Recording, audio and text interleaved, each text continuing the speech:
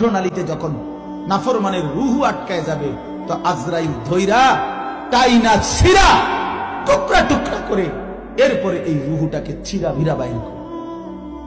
তো কোরআনে আল্লাহ বলছে কেন এমন এমন নির্মম মৃত্যু হলো, কেন তার কলিজা ছিড়া ফেললো, আজরাইল তার রুহুটা ছিন্ন ভিন্ন করে দিল, এমন করলো কেন? আল্লাহ বলেন কারণ দুইটা, ফালা সাদ্দাকা ওয়ালা সাল্লা, এই নাফরমান আমি আল্লাহরে বিশ্বাস করে নাই এবং নামাজ আদায় করে। কি আদায় করে নাই? ভাত খাও, ভাতে তো দুগা খাও নাকি তা? হ্যাঁ, মোবাইল টিপো আর মানুষের বেডি দেখো, দেখো ভাইয়া দেখো, কুলু ওয়া তামাত্তাউ কালিলান ইন্নাকুম মুজরিমুন।